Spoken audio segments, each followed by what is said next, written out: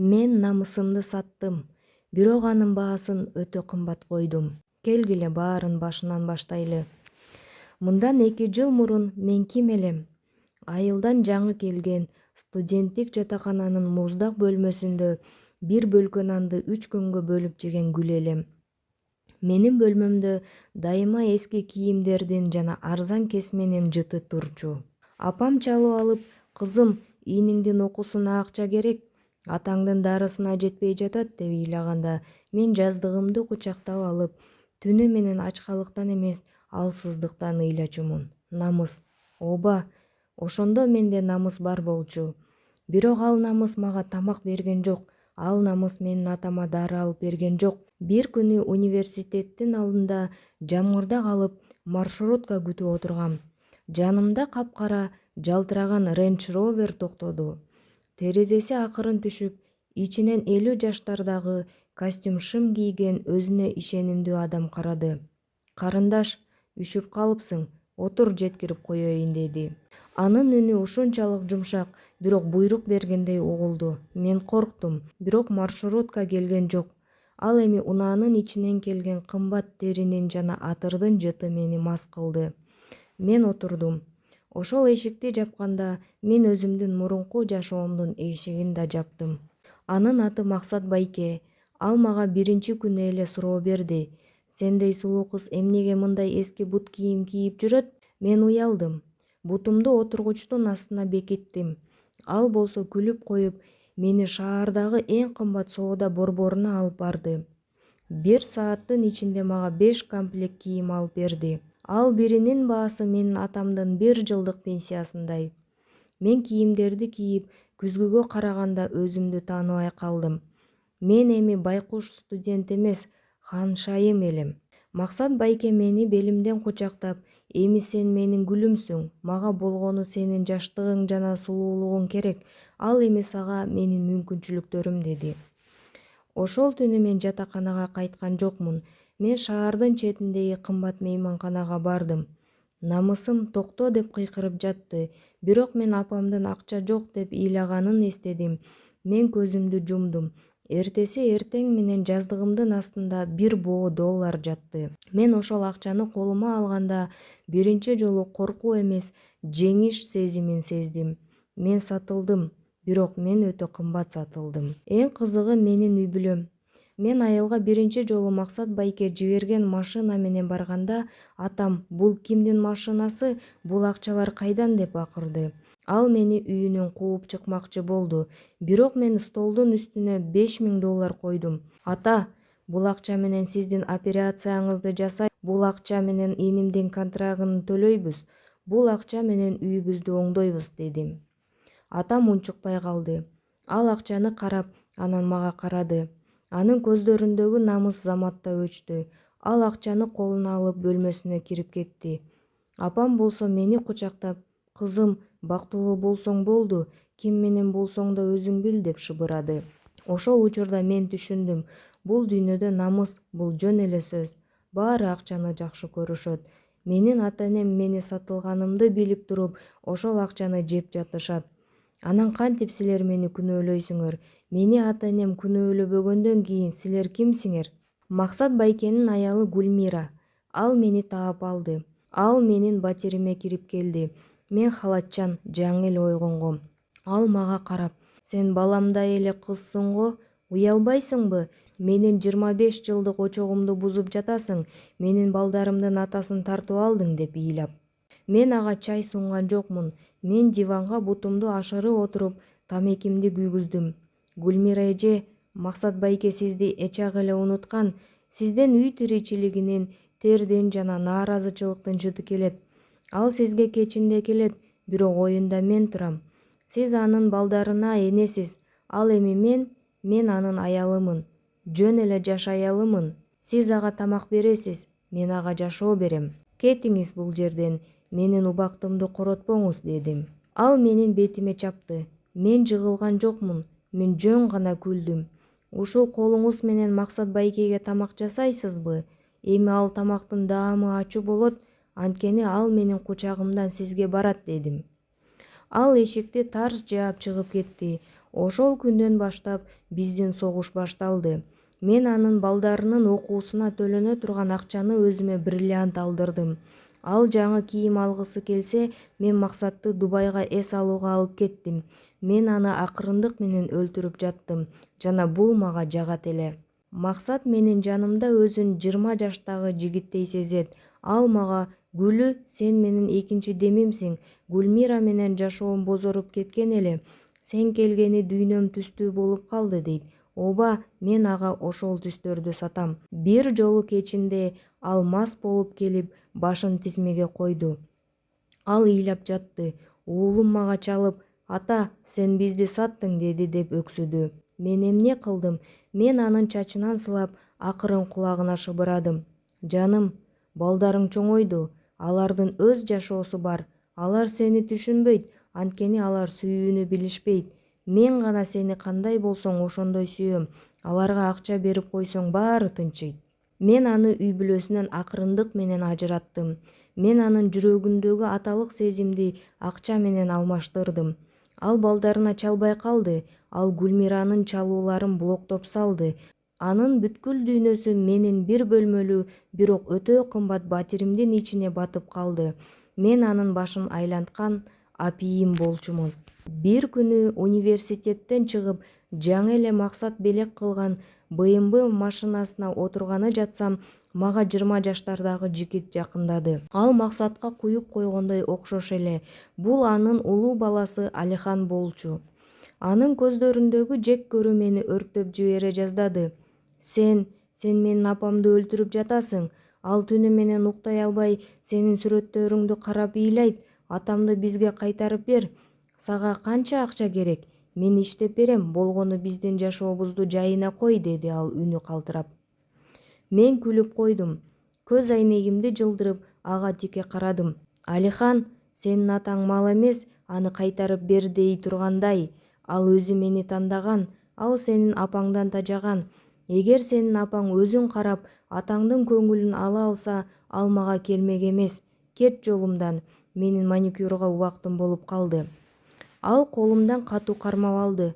Сен адам эмессиң, сен шайтансың. Бир күнү сен да ушундай кордук көрөрсүң, деп кыйкырды. Мен анын колун силкип таштап, машинама отурдум. Жүрөгүм бир аз титиреди, бирок мен аны дароо бастым. Мен машинамдын музыкасын эң катуу коюп, анын кыйкырыгын укпай калдым. Мен жеңүүчү элем, ал эми алар утулгандар. Силер мени Максатты сүйөт деп ойлойсуңарбы?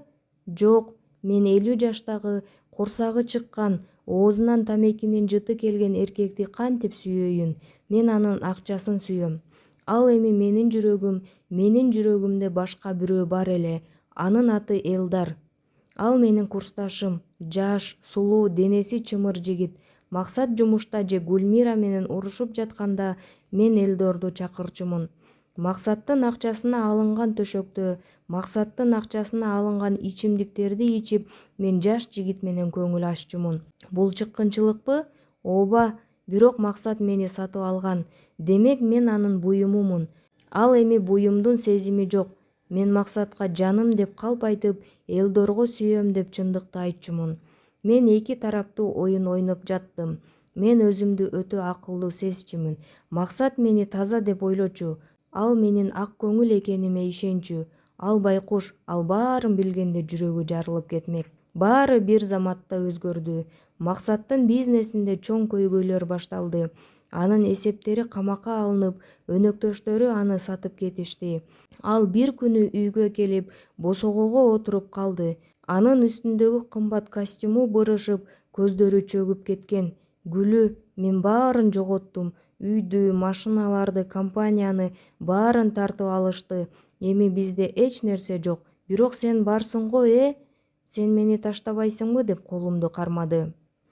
Мен анын колун карадым. Ал колдо мурда алтын саат жаркырап турчу. Азыр болсо ал кол калтырап жатат. Мен ичимден жийиркендим. Кантип баарын жоготтуң? Менин батиримчи, менин машинамчы, деп акырдым.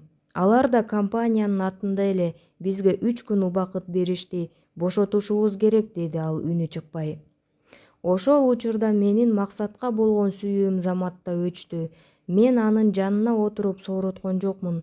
Мен бөлмөгө кирип, чемоданымды чыгарып, бриллианттарымды, кымбат сумкаларымды чогулта баштадым.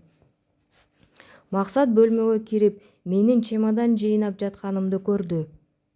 Гүлү, эмне кылып жатасың? Кайда кетесиң? Биз бирге болушубуз керек го? Мен ага артымды карап туруп, муздак үн менен жооп бердим. Максат байке, мен сизди эмне үчүн тандадым эле? Сиздин акчаңыз, күчүңүз үчүн. Азыр сизде эч нерсе жок. Сиз карыган, кедей эркексиз. Мен жашмын, сулуумун. Мен сиз менен кошо баткакка баткым келбейт. Кетиңиз бул жерден. Ал ишенбей карап турду. Бирок мен сени деп Гүлмираны таштадым. Балдарымды таштадым. Мен сага баарын бердим го деп кыйкырды ал. Аны сиз өзүңүз каалагансыз. Эми барып Гүлмираңыздан кечирим сураңыз. Балким ал сизди кечирет. Ал эми мага жоолобоңуз. Мен чемоданымды алып, эшикти тарс жаап чыгып кеттим. Мен машинамды от алдырып, алыска качтым. Артымда талкаланган эркек, талкаланган үй бүлө жана миңдеген каргыштар калды. Мен өкүнгөн жокмун. Мен болгону жаңы максат издөөгө жөнөдүм. Максатты таштап кеткенден кийин мен баары бүтөт деп ойлогом. Колумда бриллианттар, астымда машина бар эле. Мен түз эле Элдорго бардым. Эми биз бирге болобуз. Мен эркинмин дедим. Бирок Элдордун көздөрүнөн мен күткөн кубанычты көргөн жокмун. Гүлү, Максат банкрот болсо сенин батириңди, машиналарыңды тартып алышат. Сенин колуңдагы алтындар бизге канчага жетет, деди ал муздак. Мен ага ишенбей карадым. Ал мен эмес, Максаттын мага берген мүмкүнчүлүктөрүн сүйчү туура. Бир ай өтпөй, Элдор менин сейфимдеги калган накталай акчамды жана эң кымбат шакектеримди уурдап, из жашырып кетти. Мага калтырган катында: кечир Гүлү, сен 30га чыгып калдың. Мага жаш, таза, ата-энеси бай кыз керек. Сен болсо колдонулган буюмсуң деп жазыптыр. Ошол сөздү окуганда мен Максатка айткан сөздөрүм өзүмө ок болуп тийди. Мен колдонулган буюм элем. Арадан 5 жыл өттү. Менин сулуулугум соолуп, көздөрүмдүн астына бырыш түштү. Максаттан калган акыркы машинамды да сатып, ижарада жашап калдым. Бир күнү көчөдө кетип баратып, тааныш фигураны көрдүм. Бул Гүлмира эле, бирок ал баягы камыр-жыттанган аял эмес болчу. Ал өтө кымбат костюм кийип, жанында 2 уулу менен баратыптыр. Алар күлүп, бактылуу көрүнүштү. Мен дарактын артына бекинип алдым. Менден азыр арзан атырдын жана жалгыздыктын жыты келип турду. Кийин уктум. Гүлмира Максат банкрот болгондо аны кечирбептир. Бирок балдары менен өзүнүн бизнесин бутуна тургузушуптур. Ал эми Максатты балдары айылга кароосуз калган эски үйүнө алып барып таштаптыр. Ал жерде ал жалгыздыктан жана ичкиликтен ичи-ак эле тирүү өлүккө айланыптыр. Мен экөөнүн тең тагдырын талкаладым. Бирок Гүлмира кайра тирилди. Ал эми мен баткакка баттым. Эң коркунучтуусу алдыда экен. Мен Максаттан боюман бүтүп калганын кеч билгем. Ал кыз эле, анын атын Аруке койгом. Мен аны менин тагдырымды кайталабасын деп тилеп өстүрдүм. Бирок каргыш деген каргыш экен. Кызым 18ге толгондо ал дагы бир күнү үйгө кымбат машина менен келди. Колунда акыркы үлгүдөгү телефон, көздөрү баягы меникиндей жанып турат. Апа, мен бир байке менен тааныштым. Ал мени сүйөт, мага баарын алып берет, деди ал кубанып. Мен анын бетине чаптым. Жок, бул жол тозок, ал сени пайдаланып, таштандыдай ыргытып кетет деп бакырдым. Бирок кызым мага жек көрүү менен карады. Сиз мага акыл үйрөтпөңүз. Сиз өзүңүз Максат байкенин токолу болуп, анын үй бүлөсүн бузгансыз го? Сиз кылсаңыз болот, мага болбойбу? Сиздин акчаңыз жок, мен ачка калгым келбейт. Ошол учурда мен түшүндүм. Менин күнөөм менин кызымдын тагдыры болуп кайтып келди. Мен өз колум менен өз кызымдын келечегин өрттөгөн экенмин. Азыр мен 45 жаштамын, бирок 60тагы кемпирдей көрүнөм. Ден соолугум жок. Кызым ошол байкеси менен чет өлкөгө кетип, мени карабай койду. Сен мага уятсың дейт имиш. Мен кээде ошол ресторандын алдына барам. Баягы мени чачымдан сүйрөлгөн ресторандын ошол жерде отуруп, кымбат машинадан түшкөн жаш кыздарды карайм. Аларга токтогула, бул жолдун аягы өлүм деп кыйкыргым келет, бирок алар мага жинди кемпир катары карап, жийиркенип өтүп кетишет. Мен намысымды сатканда алтын табактан тамак жейм деп ойлогом, бирок азыр мен каргыштын табагынан уу ичип жатам.